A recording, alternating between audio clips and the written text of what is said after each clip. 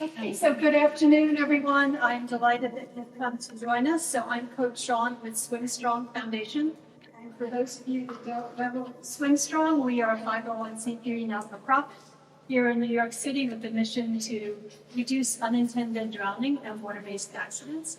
And we do that by getting in the pool and providing strong swimming skills. And we've helped over 10,500 people learn those skills. For us to pass our Learn to Swim, you will be diving into deep water, doing a 100 alternating free and back, followed by a 5-minute trip. So we are quite different from other programs where maybe you just kind of fall into the deep water, paddle to the shallow water, and come out. When you finish Learn to Swim with us, you're swimming, right? We've also given over $1 million in free swim lessons to families that have needed that help. And we started an educational program after Superstorm Sandy to really look at situational knowledge of water, because we could see the environment is really being impacted. And then we heard about this thing called climate change, and we start to realize that more and more water is coming into our lives, and we really don't know how to deal with it. Here in New York City, we're very privileged. We tend to think of water from a recreational point of view, but in many places in the world, that is absolutely not the case. In many places in the world, people drown going to access water from the wells, particularly women and children in Africa, going to the wells to bring water back to the village. In Vietnam and other places, children are drowning because the boats that they travel on when they go to school are capsizing. So there's a lot of death around the water, and we, being as privileged as we are, have no understanding of that. But that's going to change for us because water is more prevalent now, and it will be coming again.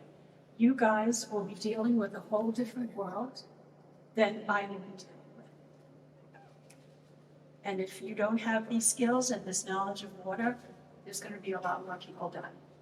Okay, so I'm really excited because Coach Merle and I, how long has it been in this? Like 12 years, maybe?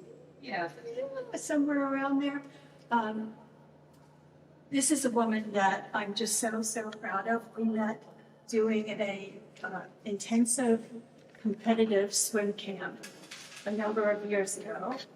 And since then, she's been blowing everybody away, doing things not only that are impressive in terms of her swims, but also in terms of being somebody who is passionate about the ecology and understanding that the oceans are the Earth's lungs. So Coach Merle started out swimming because she had a health issue as a child.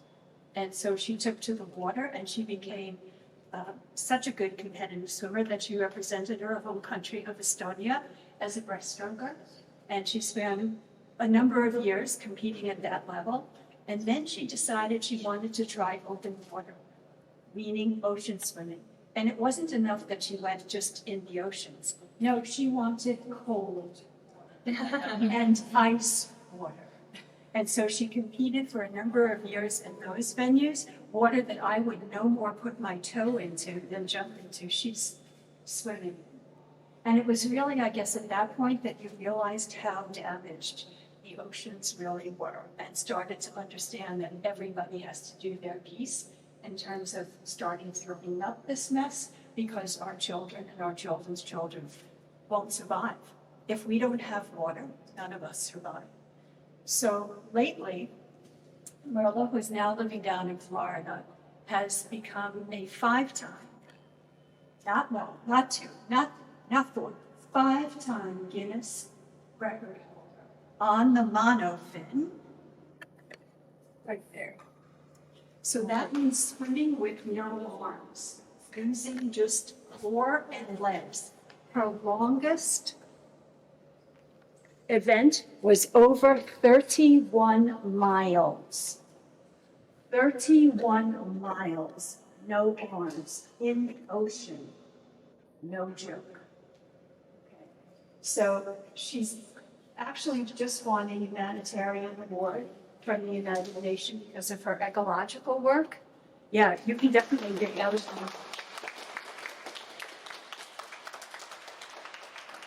So what that looks like is when she's out practicing for her competitions, she's actually trolling like a laundry bag with a net laundry bag, and she's picking up trash as she goes.